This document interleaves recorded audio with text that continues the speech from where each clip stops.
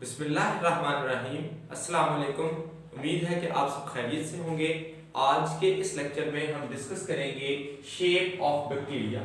जब हम structure of bacteria की बात करते हैं तो उसमें साइज, शेप और उसके डिफरेंट ऑर्गेनल जो है उसको हम स्टडी करते हैं। तो उसमें शेप से रिलेटेड पॉइंट जो है ये एक इम्पॉर्टेंट पॉइंट है कि जो शेप है इससे रिलेटेड हमें लॉन्ग क्वेश्चन पूछा जाता है और डिफरेंट शॉर्ट क्वेश्चंस भी पूछे जाते हैं। तो हम अपने लेक्चर के दौरान ये डिस्कस करेंगे कि किस तरह से क्वेश्चन पूछा जा सकता है। शेप ऑफ बैक्टीरिया में सबसे पहले एक टर्म है जिसका मतलब है कि जो बैक्टीरिया है दीज आर प्लियोमॉर्फिक। प्लियोमॉर्फिक का मतलब है वैरायटी ऑफ शेप होती है, वैरायटी ऑफ शेप। अब जिस वक्त हम एक बैक्टीरिया की वैरायटी ऑफ शेप की बात करते हैं तो that is on the basis of size, morphology और स्टेनिंग टेक्निक्स या स्टेनिंग प्रोसेसेस के बारे में इसको कह सकते हैं कि ये प्लियोमॉर्फिक है। दो कैटेगरीज हमारी बुक में बताई गई, that is on the basis of general shape और एक्सेप्शनल शेप्स। जो जनरल शेप्स हैं उसमें तीन कैटेगरीज में इसको डिवाइड किया जाता है। फर्स्ट ऑफ ऑल कोकस, जिसका प्लूरल कोकाए है और इसको हम नाम देते हैं these are round या spherical। कॉमनली अगर कहें तो ये राउंड होते हैं या स्फेरिकल होते हैं और इसी को ओवल शेप का नाम भी दिया जाता है। इसकी डिवीजन्स की बुनियाद पर अगर हम डिफरेंशिएट करें तो जो कोकस हैं उनमें सिंगल प्लेन या वन प्लेन डिवीजन हो सकती है, टू प्लेन डिवीजन हो सकती है, थ्री प्लेन या रैंडम। आगे हम डिस्कस करते हैं कि how they can be divided into one plane. मिसाल के तौर पर हम एक बैक्टीरियम जो कोकस है वो कहते हैं कि राउंड फॉर्म है या स्फेरिकल है, इस तरह से एक बैक्टीरियम है। अब अगर सिंगल डिवीजन देखें तो फॉर एग्जांपल ये एक बैक्टीरिया है तो इसकी जो डिवीजन है वो सेंटर से यूं डिवाइड करता है तो सिंगल डिवीजन की वजह से ये इस तरह से दोनों एक दूसरे के साथ जुड़ गए। अब ये डिवीजन यूं भी हो सकती है और जो वर्टिकल और दूसरी सूरत में भी प्लेन हॉरिजॉन्टल कंडीशन में भी हो सकती है। तो दोनों सूरतों में या तो इस तरह से बैक्टीरिया बन जाएगा या इस सूरत में एक दूसरे के साथ अटैच हो जाएंगे, that will be considered as diplococcus. जब हम मेनी डिवीजन्स कहते हैं वन प्लेन में, याद रखिए कि जब हम प्लेन की बात करें अगर वर्टिकल डिवीजन हुई तो सारी डिवीजन्स वर्टिकल होनी चाहिए, अगर हॉरिजॉन्टल हुई तो सारी डिवीजन हॉरिजॉन्टल होंगी तो उसको वन प्लेन का नाम दिया जाएगा।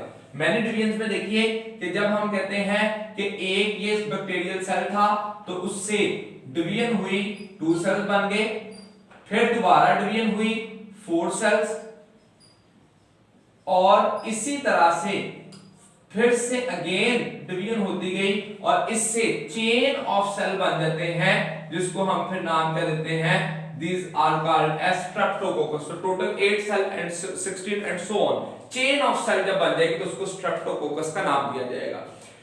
जब टू प्लेन डिवीजन की बात कर रहे हैं तो इसका मतलब एक हॉरिजॉन्टल डिवीजन हो और एक वर्टिकल डिवीजन हो, मतलब कि टू प्लेन्स में डिवीजन हो। मिसाल के तौर पर जब हम टू प्लेन की बात करते हैं तो मैं डिवीजन करके ये पॉइंट दिखाता हूं कि इस तरह से फॉर एग्जांपल एक बैक्टीरिया था, उसमें पहली डिवीजन हुई वर्टिकल या एक्स एक्सिस पे तो वो दो सेल बन गए, दूसरी डिवीजन उसके ऑपोजिट हुई तो उसकी वजह से ये फोर सेल स्टेज बन जाएगी। इस सूरत में चारों सेल जो है वो आ जाएंगे जिसको नाम दिया जाएगा टेट्राड। अब जो थ्री प्लेन है इसका मतलब एक एक्स एक्सिस में डिवीजन है, एक वाई एक्सिस में डिवीजन है और एक जी एक्सिस में डिवीजन है। तो इसका मतलब अब डिवीजन जो है वो थ्री प्लेन्स में हो जाएगी। इसको अगर मैं स्पेसिफाई करूं तो ये वाली सिचुएशन यहां तक तो सेम रहेगी जैसे कि टेट्राड था। अब ये चार सेल जो है वो बन गए तो ये चार सेल जो है फर्दर, अब मिसाल के तौर पर ये एक सेल था, इसकी पहली डिवीजन यूं हुई, दूसरी डिवीजन यूं हुई और तीसरी अपर साइड से हो रही है जिसकी वजह से चार सेल आगे बन जाएंगे और चार सेल पीछे बन जाएंगे, जिसकी वजह से ये सिचुएशन कुछ यूं आ जाएगी। चार सेल ये है और इसकी बैक साइड पे चार सेल बनेंगे इस सूरत में, तो ये टेट्राड की कंडीशन होगी। तो इसका मतलब चार सेल आगे होंगे और चार सेल पीछे होंगे। टायर की सूरत में ये टेट्राड की कंडीशन से अगली सार्सिना कंडीशन बन जाएगी। और अगर हम रैंडम प्लेन की बात करें तो इसमें डिवीजन जो है वो किसी भी एक तरतीब में नहीं रहती। मिसाल के तौर पर ये एक सेल था, डिवाइड किया तो इससे टू सेल्स बन गए। अब अगली डिवीजन में भी दोनों वर्टिकल हो जाए, दोनों हॉरिजॉन्टल हो जाए, या एक वर्टिकल हो और दूसरी हॉरिजॉन्टल हो जाए, तो इसकी वजह से जो सेल बन जाएंगे वो किस तरह हो जाएंगे, इस सूरत में। अब अगले पार्ट में ये एक डिवीजन हो जाए, ये एक हो जाए, फिर इस तरह से और इस तरह से, रैंडम कोई एक प्लेन स्पेसिफाई ना हो, और इसकी वजह से जो सेल्स हैं वो भी रैंडम प्लेन में यू अटैच होंगे। तो इसको हम कहते हैं ग्रेप लाइक अपीयरेंस, जैसे अंगूरों का गुच्छा होता है उस तरह की अपीयरेंस हो जाती है, तो उसको नाम दिया जाता है स्टेफाइलोकोकस। तो इस कोकस में हमने डिप्लोकोकस की बात की, स्ट्रेप्टोकोकस की, टेट्रेड, सार्सिना एंड स्टेफाइलोकोकस, और हमें याद रखना है कि on the basis of plane इसको डिवाइड किया जा सकता है या इसकी कैटेगरीज को फर्दर क्लासिफाई किया जा सकता है। जो कोकस है उसमें एग्जांपल अगर देखें तो डिप्लोकोकस की एग्जांपल दी गई, डिप्लोकोकस न्यूमोनियाe जो कि निमोनिया काज करता है, और इस तरह से रैंडम प्लेन में एक जो एग्जांपल है स्टेफाइलोकोकस ऑरियस, जो हमारा गला खराब होता है उसमें जो बैक्टीरिया इन्वॉल्व होता है वो स्टेफाइलोकोकस कहलाता है। तो ये जो बात थी दैट वाज अबाउट कोकस। दूसरे नंबर पर देखें तो बैसिलस। बैसिलस जो है ये रॉड शेप होते हैं इस तरह से, रॉड शेप, या इसी की एक और अपीयरेंस जो है समवट स्लाइड मॉडिफिकेशन होती है जिसको हम नाम देते हैं कोकोबैसिलस। अब कोकोबैसिलस जो है वो क्या होता है, उसमें कंडीशन जो है वो अवॉइड आती है, जैसे एग लाइक, यानी कि वो समवट राउंड भी है और बैसिलस के दरमियान में है, जिस वजह से इसको कोकोबैसिलस का नाम देते हैं। तो ये एक एडिशनल कंडीशन जो है वो डिस्कस की गई। इसका कैप्शन के अंदर कहीं पे या जो लाइंस हैं उसमें कहीं नहीं लिखा गया, लेकिन डायग्राम के अंदर कोकोबैसिलस बनाया गया है जिसको हम कहते हैं समवट, ये इस तरह से राउंड और बैसिलस के दरमियान में आती है। बैसिलस की डिवीजन देखें तो ये हमेशा वन प्लेन डिवाइड ही करते हैं, इनकी डिवीजन टू प्लेन नहीं हो सकती। और अगर इसको स्पेसिफाई करूं तो इनकी डिवीजन सिर्फ यूं वर्टिकल हो सकती है, they can not divide as perpendicular. तो इसकी डिवीजन अगर वन प्लेन देखें तो सिंगल डिवीजन की वजह से, फॉर एग्जांपल ये एक सेल था तो इसकी ये डिवीजन हुई, तो उसकी वजह से जो दो सेल एक दूसरे के साथ जुड़े होंगे उनको नाम क्या दिया जाएगा, डिप्लोबैसिलस। तो कोकोबैसिलस और डिप्लोबैसिलस में डिफरेंस है, ये ओवॉइड शेप होते हैं, मतलब ओवल लाइक होते हैं, ओवल नहीं, जिस तरह से हम कहें कि बेजवी शक्ल है अंडे की तरह, ना तो वो प्रॉपर्ली राउंड है और ना ही रॉड शेप है, तो सेंटर में है। तो कोकोबैसिलस और डिप्लोबैसिलस में ये डिफरेंस है। जैसे मैंने कहा कि इसकी प्लेन वन प्लेन ही रहता है, सेकंड प्लेन नहीं आ सकता, और वन प्लेन भी हमेशा इसी सूरत में रहेगा। अगर मैं यहाँ पे आपकी बुक की ही डायग्राम को स्पेसिफाई करूं तो वहां पे ये एक डायग्राम जो है शो की गई कि इस तरह से बैसिलस कभी भी एक दूसरे के साथ अटैच नहीं होते। तो इस पॉइंट को रिजेक्ट किया गया है, इसके ऊपर नो का साइन लगाया गया है कि ये कंडीशन जो है वो बैसिलस की अपीयर नहीं हो सकती, इस तरह का बैसिलस या डिप्लोबैसिलस नहीं हो सकता।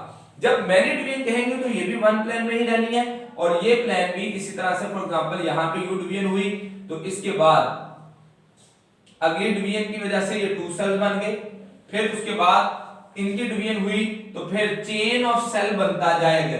तो जो चेन ऑफ सेल बन जाएगा उसको नाम क्या दिया जाएगा, that will be considered as streptobacillus. तो ये बैसिलस की एग्जांपल, हमारे बुक में जो बैसिलस की एग्जांपल्स दी गई हैं उसमें इकोलाई, एस्क्रिप्टिया कोलाई है, और उसके साथ साथ सुडोमोनास जो कि बैसिलस कहलाते हैं। तो बैसिलस सिंगुलर है और इसका प्लूरल हम कहते हैं बैसिलाए, जिस तरह से कोकस का प्लूरल जो है वो कुकाए कहलाता है। तीसरी जनरल कैटेगरी देखें तो दीज आर स्पाइरल।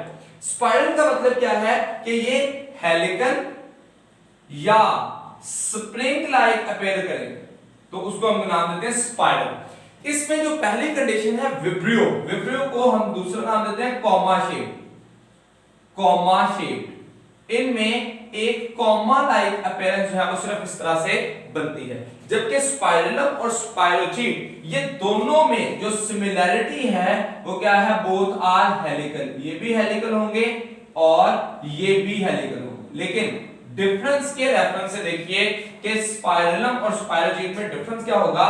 तो स्पाइरलम को कहा जाता है ये थिक एंड रिजिड होता है, जबकि जो स्पाइरोचीट है वो थिन एंड फ्लेक्सिबल होता है, ठीक है। और इसकी जो एग्जांपल हमारे बुक में दी गई तो वो जो है वो हाइपोमाइक्रोबियम की एग्जांपल जो है वो मेंशन की गई। तो एक्चुअली स्पाइरल, बैसिलस और कोकस ये कौन सी है, जनरल कैटेगरी कंसीडर की जाती है। उसके मुकाबले में हम दूसरी जो एक्सेप्शनल शेप्स हैं, जिसको हम जिस वजह से इसको प्लियोमॉर्फिक कहते हैं, उसमें ट्राइकोम फॉर्मिंग हो सकता है, इसके साथ साथ शीट हो सकती है, स्टार्क लाइक हो सकता है, square, star shape, spindle, lobe या फिलामेंटियस। तो ये एमसीक्यू के रेफरेंस से एक इंपॉर्टेंट पॉइंट है कि कौन कौन सी अपीयरेंस हो सकती है। इसी तरह से स्पाइरोचीट और स्पाइरलम का डिफरेंस पूछा जा सकता है, या कोकस की जो डिफरेंट प्लेन्स में डिवीजन है उसके रिलेटेड जो है वो क्वेश्चन पूछा जा सकता है। तो मैंने डायग्रामेटिक इलस्ट्रेशन से, जो कि हमारे बुक में ऐसे डायग्राम्स नहीं दी गई, मैंने इसलिए डायग्राम्स को बनाया ताकि इसको समझना आसान हो कि डिवीजन किस तरह से होती है। यहां तक आज के इस लेक्चर की जो डिस्कशन है वो कंप्लीट हुई। अपना बहुत ख्याल रखिएगा। अल्लाह हाफिज।